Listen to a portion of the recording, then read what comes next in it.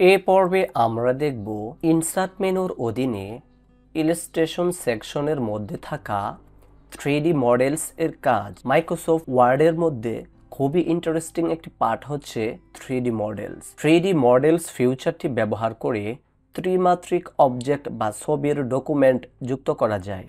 আমরা যখন কোনো প্রেজেন্টেশন বা শিক্ষামূলক কন্টেন্ট, পেশাগত প্রতিবেদন তৈরি করব, তখন আমরা এটি ব্যবহার করতে পারি, যা আমাদের কাজকে আরো আকর্ষণীয় করে তোলে। এই 3D মডেলস এর পাশে দেখুন একটি ড্রপ ডাউন আইকন আছে। আমরা যখন এটিতে একটি ক্লিক করব, ক্লিক করার পরে এমন একটি উইন্ডো ওপেন হবে। প্রথমে আছে দেখুন ইনসার্ট 3D মডেল ফ্রম, অর্থাৎ আমরা কোন কোন প্লেস থেকে এখানে 3D মডেলস ইনসার্ট করে নিয়ে আসতে পারবো। প্রথমে আছে দিস ডিভাইস, অর্থাৎ আমাদের কম্পিউটার বা ল্যাপটপের যে লোকেশনের মধ্যে আমরা 3D মডেলসগুলো ডাউনলোড করে রেখে দিয়েছি, আমাদের কম্পিউটারের মধ্যে সেগুলো আছে, তবে আমরা সেখান থেকে 3D মডেলস ইনসার্ট করে নিয়ে আসতে পারবো।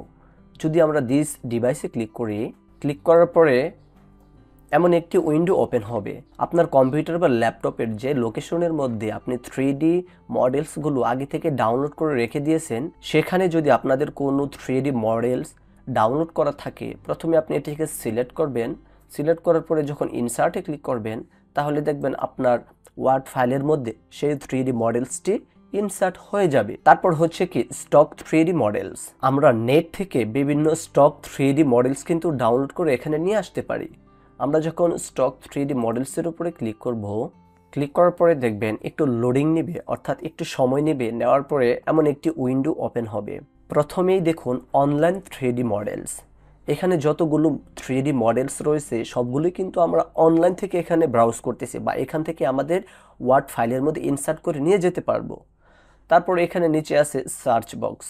আপনাদের যদি নির্দিষ্ট কোনো 3D মডেলসের নাম জানা থাকে, তাহলে আপনারা এখানে টাইপ করে বা এখানে সেটির নাম লিখে সার্চ করে নিয়ে আসতে পারেন। ধরুন এখান থেকে আমি লিখলাম ডগ। লেখার পরে কিবোর্ড থেকে যখন এন্টার প্রেস করব, তাহলে দেখুন ডগ রিলেটেড যে 3D মডেলসগুলো সেগুলো কিন্তু এখানে চলে আসবে। আপনারা চাইলে এভাবে সার্চ করে কিন্তু এখানে 3D মডেলসগুলো বের করতে পারেন। তারপর এখানে দেখুন অল অ্যানিমেটেড মডেলস, অর্থাৎ এখানে যদি আমরা ক্লিক করি, তাহলে এখানে অল অ্যানিমেটেড যে মডেলগুলো সেগুলো কিন্তু এখানে আমরা পাবো। এইভাবে দেখুন প্রত্যেকটি ক্যাটাগরি ওয়াইজ কিন্তু এখানে সাজানো আছে।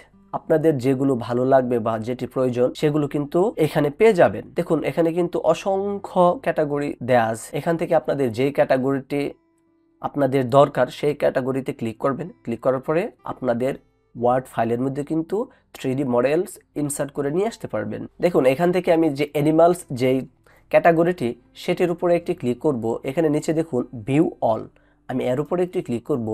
ক্লিক করার পরে দেখুন এখানে অ্যানিমাল রিলেটেড যে 3D মডেলস সেগুলো কিন্তু এখানে চলে আসছে। আমরা ধরুন এখান থেকে এখানে কিন্তু ক্যাটাগরি ওয়াইজ অনেকগুলো 3D মডেলস রয়েছে। যে ক্যাটাগরিটি আপনাদের দরকার সেই ক্যাটাগরিতে যাবেন এবং সেইখান থেকে সেই অ্যানিমালটি সিলেক্ট করে অথবা সেই 3D মডেলটি সিলেক্ট করে আপনি ইনসার্টে ক্লিক করলে কিন্তু আপনাদের ওয়ার্ড ফাইলের মধ্যে সেই 3D মডেলসটি কিন্তু ডাউনলোড হয়ে ইনসার্ট হয়ে যাবে। আমরা যখন এখান থেকে যে কোনো একটি ক্যাটাগরির 3D মডেলস কিভাবে এটিকে ডাউনলোড করতে হয়, ডাউনলোড করার পরে কিভাবে আমাদের ওয়ার্ড ফাইলের মধ্যে ইনসার্ট হয়, এটি যখন আপনারা একটি বুঝবেন, তাহলে কিন্তু সবগুলা ক্যাটাগরির সেম। তো চলুন আমি এখান থেকে অ্যানিমালস যে ক্যাটাগরিটি, এর উপরে একটি ক্লিক করব। ক্লিক করার পরে দেখুন এখানে অসংখ্য অ্যানিমালস রিলেটেড যে 3D মডেলস সেগুলো কিন্তু চলে আসছে। এখানে প্রথমে আছে একটি ডগের অ্যানিমালস বা 3D মডেলস। এটির উপরে আমরা একটি ক্লিক করব।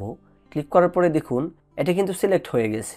ব্র্যাকেটের ভিতরে দেখুন ইনসার্ট 1, অর্থাৎ আমি এখানে একটি অ্যানিমাল সিলেক্ট করেছি, সেজন্য ব্র্যাকেটের ভিতরে 1 সিলেক্ট হয়ে আছে।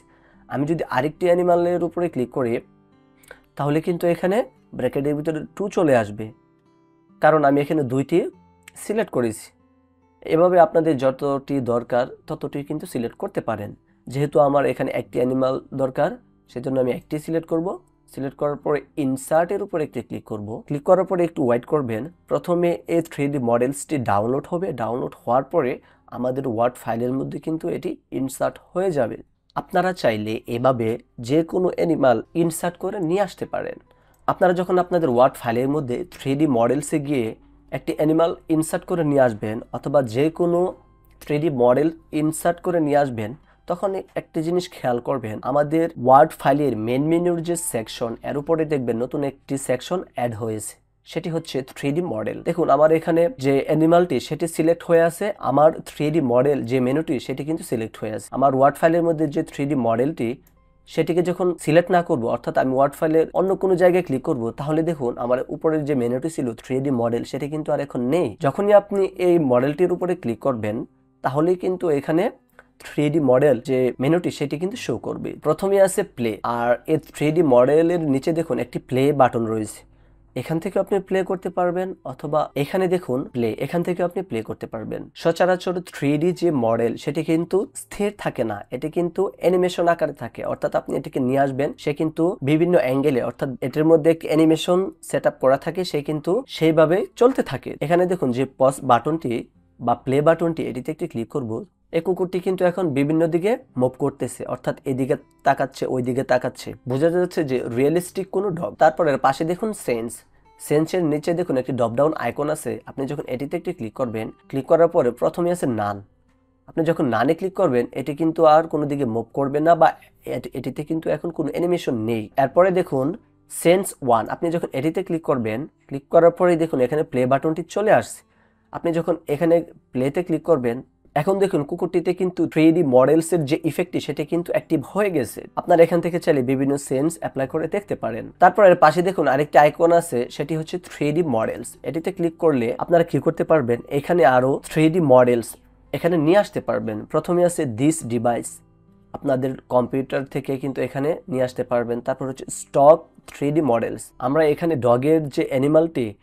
ইনসার্ট করে নিয়ে এসেছি নেট থেকে, আপনারা কিন্তু চাইলে এইভাবে এখান থেকে স্টক 3D মডেলস এটি ব্যবহার করে কিন্তু আবার নিয়ে আসতে পারবেন। তারপর হচ্ছে কি রিসেট 3D মডেলস, আপনারা যখন এটিতে বিভিন্ন ধরনের স্টাইল বা বিভিন্ন ধরনের পজিশন এগুলো ব্যবহার করবেন, তখন কিন্তু আপনারা চাইলে এটিকে রিসেট করে দিতে পারবেন, তাহলে কিন্তু এটি রিসেট হয়ে যাবে। ধরুন এখান থেকে আমি এই 3D মডেলটিকে একটু বড় করলাম, তারপর বড় করার পরে এখান থেকে আমি বিভিন্ন অ্যাঙ্গেলে আমি এটিকে দিয়ে দিলাম। তারপর এগুলো করার পরে যে মনে হলো যে আপনার না, আমার প্রথমে অ্যাকচুয়াল যে সাইজটি ছিল সেটি আমার জন্য পারফেক্ট, বা আপনি এটিকে রিসেট করে দিতে চান, প্রথমে আপনি ইনসার্ট করে নিয়ে আসার পরে যেমন ছিল তেমনই থাকবে, তাহলে আপনি কি করবেন, এই যে এখানে দেখুন 3D মডেলস, এটিতে একটু ক্লিক করবেন, এখানে দেখুন রিসেট 3D মডেলস, এটিতে ক্লিক করলে আমার এটি কিন্তু রিসেট হয়ে গেছে, সাইজ কিন্তু রিসেট হয় নাই। এর নিচে দেখুন 3D মডেল অ্যান্ড সাইজ, আপনি যখন এটিতে ক্লিক করবেন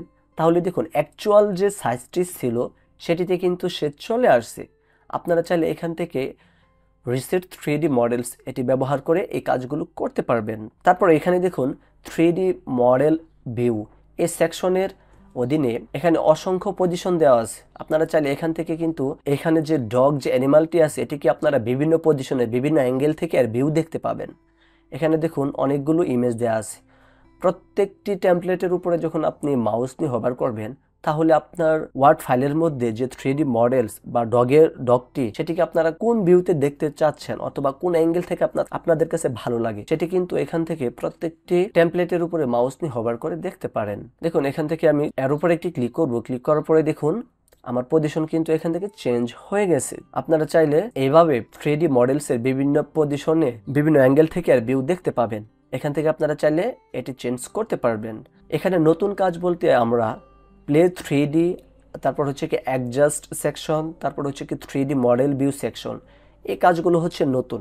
তারপর এখানে হচ্ছে অ্যাক্সেসিবিলিটি, তারপর হচ্ছে কি অ্যারেঞ্জ সাইজ, এই সেকশনের কাজগুলো আমি কিন্তু পূর্বের ভিডিওতে দেখিয়েছি, যেমন পিকচার ফরম্যাট, শেপ ফরম্যাট, ওই কাজগুলোর মধ্যে আর এখানে যে কাজ সবগুলো কাজই কিন্তু সেম। যদি আপনারা ওই ভিডিওগুলো দেখে থাকেন তাহলে কিন্তু এই কাজগুলো সহজেই আপনারা বুঝে যাবেন।